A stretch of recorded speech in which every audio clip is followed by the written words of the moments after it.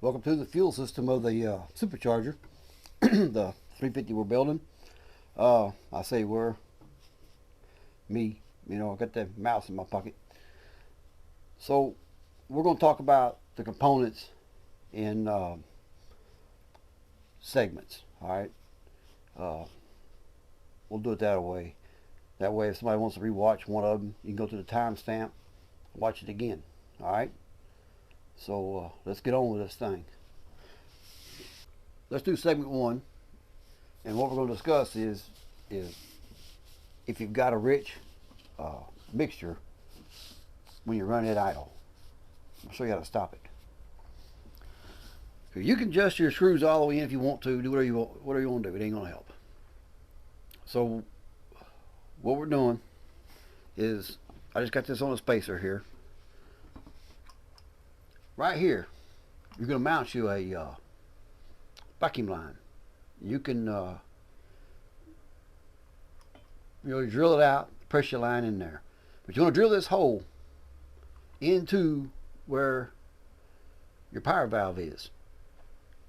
Okay? On the bottom here, where your power valve vacuum port is, block it off. Either inside or outside. Alright? So you got this going into it, and I'll try to find some pictures of it done. There's probably some out there. I'll look. Okay, I'll look. So with that vacuum line, you got your steel tube pushed through, or whatever tube you want to use. Take this vacuum line here. It's sitting on the supercharger. Run that vacuum line, of course, from the carburetor down to the intake.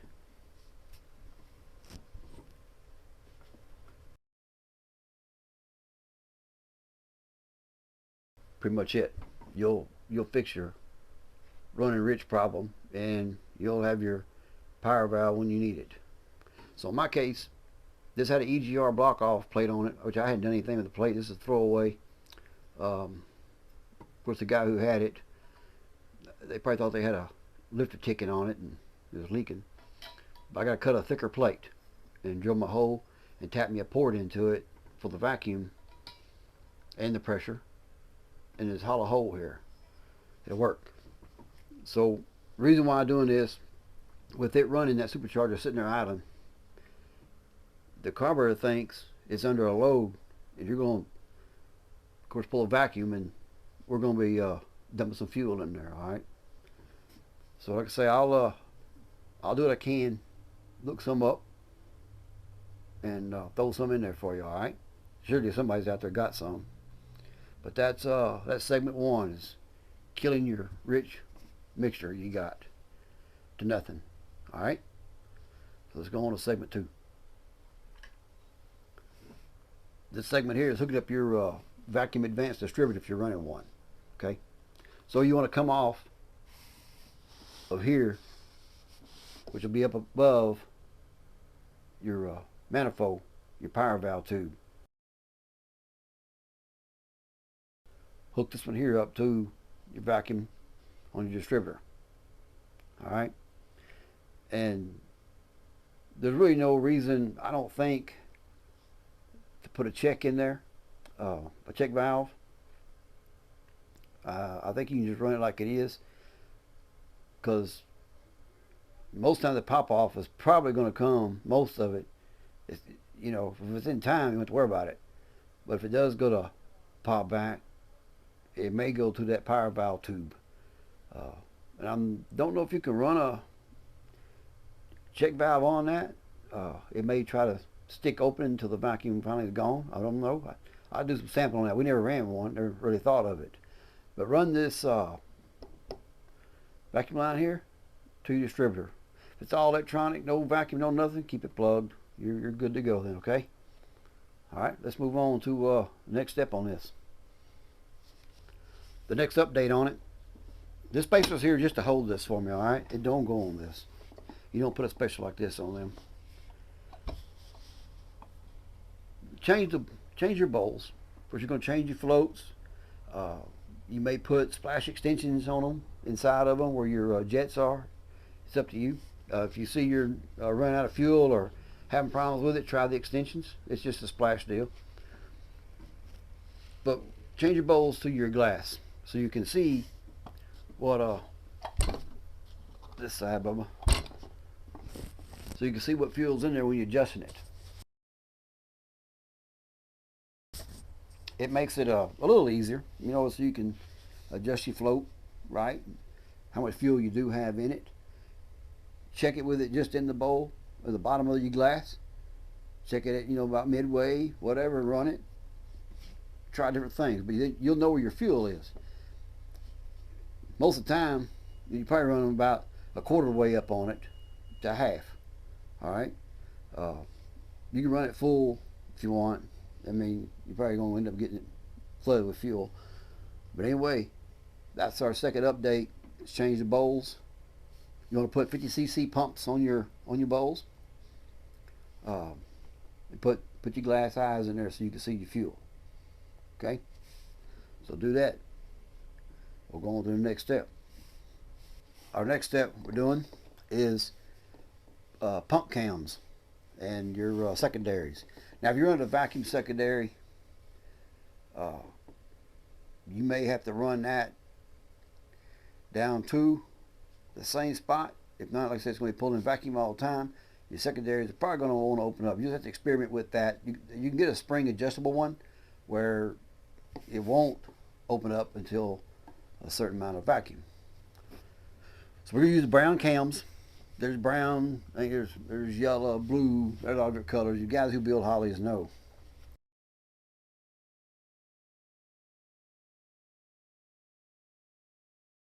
But the way this is set up is, with my cams, I got this set up where before our secondaries open up, I'm going to be right at a quarter to a half on the butterflies, okay, before the second one tries to come on open. So that's a better setup, I think. Y'all probably got different ways of doing it that work for you, but for our applications that we used to run, a quarter to a half open is where we wanted it before these opened. Okay, so make sure you get those changes there. You can change your rods on the side. We'll try to open up quicker. It's just whatever, like I said, whatever works for you. You know what I mean? So that was our next step on our changes that were done, and we'll go on from there. Fuel coming into it. We'll run a dual line. It's got my seals and all on it. Run your dual line, and you want to run 3/8. Okay? We ran 3/8 back today, it ran well. But you're going to choke it down to a quarter from your pump. Alright? So you want 3/8 here. So that's why it ran out of fuel. Okay? And regulate these to around 6.5, 7 pounds is all you want. You get more than that, you can end up with a flooding issue at times. You go lower than that, possibly you run out of fuel. So around 7, 6.5, 7, you're going to be fine there, okay? And you know, put your regulator and all on it, just to be running out this way. Put your regulator all on it, and I do have a electric choke for it. I did get one, and I'm one of the type of people, they sent me the wrong one. I wanted it polished like the carburetor is. This is a 750, 4150. I want it polished like the carburetor was. Of course, I got the stuff that I got small stuff I could polish it by hand. So I was going to put it in my tumbler. Well, don't do that. It can be used, but can't be used on this application. The regular engine and all, it's on the regular manifold. You can probably get by with it. So I'm going to keep it for the next build or a build later on. It's still usable. The internal parts are okay, but the external parts, where the your poles are, they've got a little wear on them. They don't look too good, but they can be hidden. They just don't. They don't look right no more. Don't do that. I've had this regulator here a long time. You can tell it's been around the road a little bit. Never was used. Now, it maxes at 7. So if you want to buy one that maxes at 7, and you know it's going to be at 7, there's not even, yeah, there's a part number on it here. I can't read it. Let me look at my magnifiers on right here so I can see it. And I'll do a picture too, but it's a XOO2B as in boy, K as in kick, J Jack, K kick, I as you know, and 1. So like I said, I'll do a picture on it. It comes from over there at China, so I'm not sure how good a regulator it is. You may put it on 6.5, 7. You might have 10. You know what I mean? So put your gauge after so you know what you got. So we're gonna have our fuel coming in,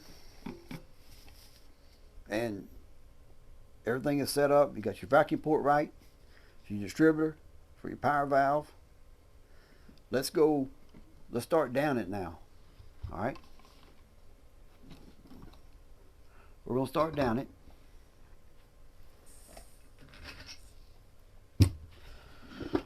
So there's different gaskets. You got thicknesses here, and you got thicknesses here. There's a big difference. Okay. You want to run the thicker and the wider gasket on this thing. Trust me, you do. All right. So that gasket is going to go against the base of your carburetor. All right, here we are. We're going upside down now. There, I got to finish chroming it. I'm working on it. Put you a Therm plate in there. These run about $30. Put your Therm plate on it. Okay, I said we can come back up either way. Put your Therm plate on it. Of course, get you another thick gasket and set it on there. And bolt your carburetor on. Alright. So, the Therm gasket. If you ever run your rod across town or something, or you want to drive it to the car show, it's outside car show, whatever, or you have a weekly street rod meet, and you get there after running up down the road, playing around, and you kill it, and it's hard to start. You know, take a few lines for it to fire back up. This fuel we got, it starts boiling at 180 degrees. And when you go to crank it back up, and the thing is set flat on a manifold, whether it's a Edelbrock or whatever, you're not going to have a lot of fuel in it when you go to leave. So run your Therm plate. I'm trying to clean that one there where it kind of looks like the Supercharger. I didn't like the black, so I'm gonna experiment with it and see how hot it's going to get. And if it seems to get hot, I'll buff that back off. I really don't want to. I need to buy another one, because the more you take off of it, the more your therm you're taking away. So I'll shoot the carburetor and see how hot it is when we're running it. We'll get your Therm plate, all right? So everything be good, and you'll fire back up. So let's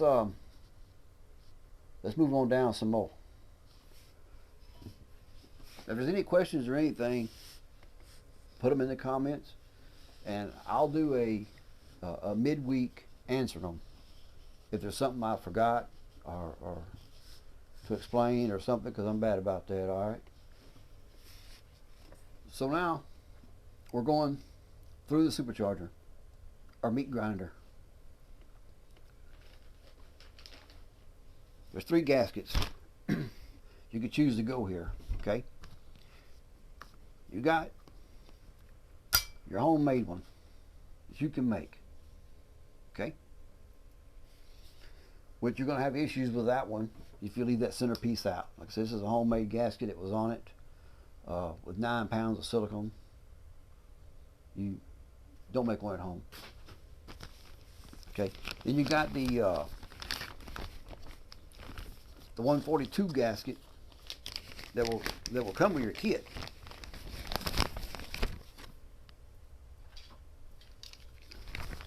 Your rebuild kit, because the 142 and the 144 is so close together. This gasket here is your 142 gasket, okay? And it covers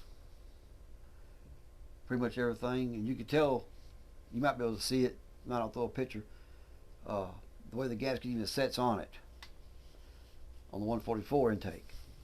It's not even right. You got all this material back here, and all this will be sticking off the back of the supercharger, so you got to take your knife and trim all this back off if you use this gasket. You're going to run into some thin areas on it, because the intake on the 144 or 142 is different. Alright?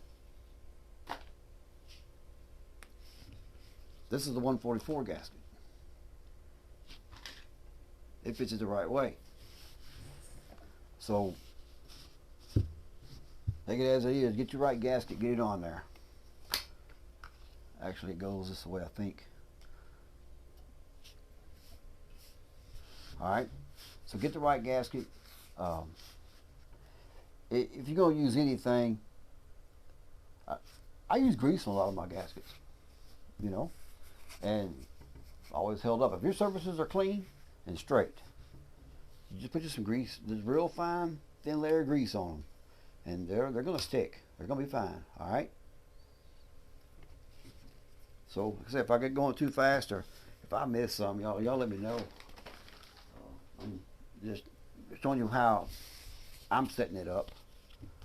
You can set it up how you want to, however you want to. All right, now let's go in our intake. Let's talk gaskets, okay? So y'all can hear me. So I got out here in front of me 1206s. If I hold it right, I'm upside down, so bear with me for a second. Here's your hole. I got my finger got it lined up. All right, with 1206s, and I'll do a picture.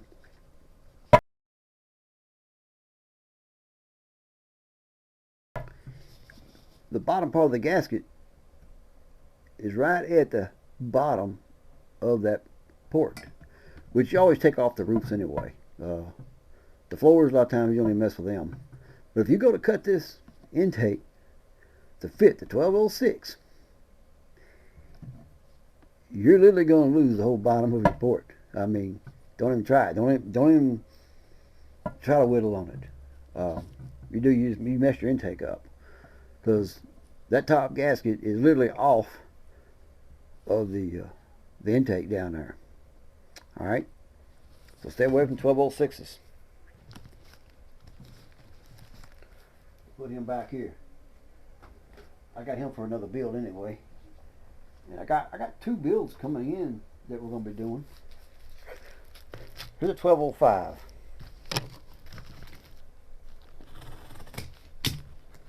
Put all these back in the packages and tape them up. Get him out here without messing him up.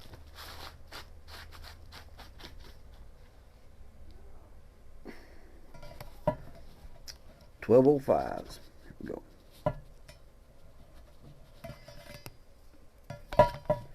Maybe for the other side. It is. There's a difference. You wouldn't think there would be, but there is.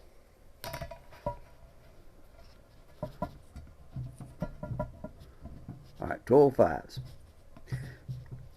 Is it 12.05s? Your roof's going to drop down some, and if you wanted to, you could cut the 12.05, but you're taking a chance on breaking it later on.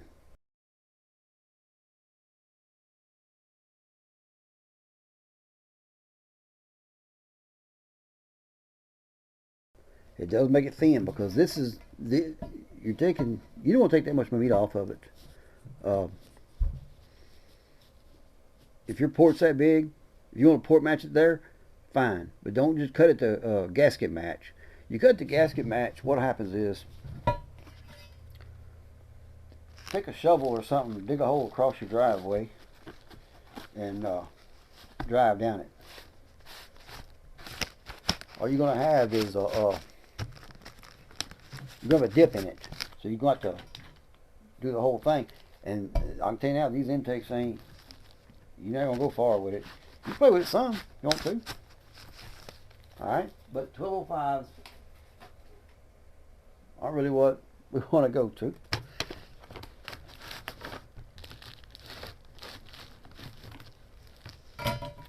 Now, this ain't the gasket I'm going to run. It is a 1204. Let's see if I got the right one. Yeah. And it's got, I think it's got a steel plate through it. So, and of course, it's got your EGR block off, which we're not even going to use that. But your 1204s fit this intake perfect. Okay? This is just a stock, be stock 144s. Never been whittled on, cut on. 1204s is perfect. So when we get to the engine, what we'll do is we'll put our gasket on our head, and then we'll put a couple bolts down, not tighten them, snug them down. We'll go on the inside of it, find a port you can see and get to, a port you can see or get to, which number 4 is easy to get to, 3 and 5 is easy to get to. You can mark your head, okay, and then you can just port size it. Don't do gasket match. If it's any bigger, you're just gonna have airflow. You know what's gonna happen right there. You know what I mean? There. So it's gonna work out. But I'm gonna run forward, but not that gasket. I can run this gasket. It's probably fine.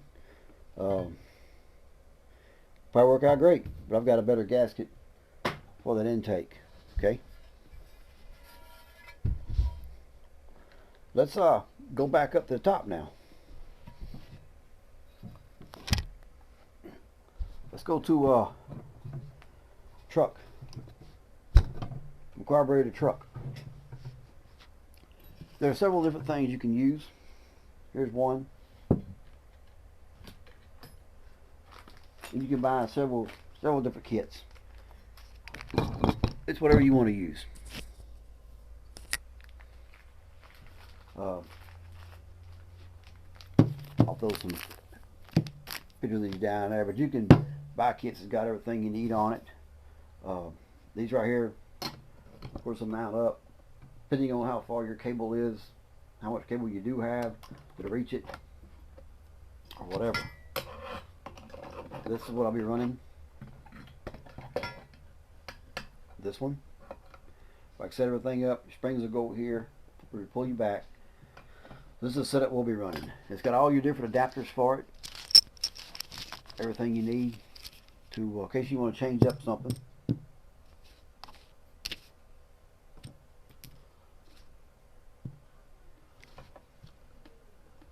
But I like this setup here. You can adjust this all the way back if you want. That cable's back there or whatever. Be all right. Of course, your transmission and stuff, your linkages. Here will be your throttle, and set it down the bottom. And if you want to adapt it, if you want to raise it up, adapt way up high, it's up to you. Then you got your cruise control. If you want to run cruise on it, okay, whatever you want to run. But I don't think there's much that I hadn't covered. The spacer in the polished video is just there for looks. I mean, it looks good. I wish I could run one. So we got to run a a low profile breather on it. Because with this mounted in there, with the 1/4 inch even, we're going to have right at, I think right at 3 inches, 3.5 inches of clearance. And you can get the low profile intakes. Matter of fact, here's one right here.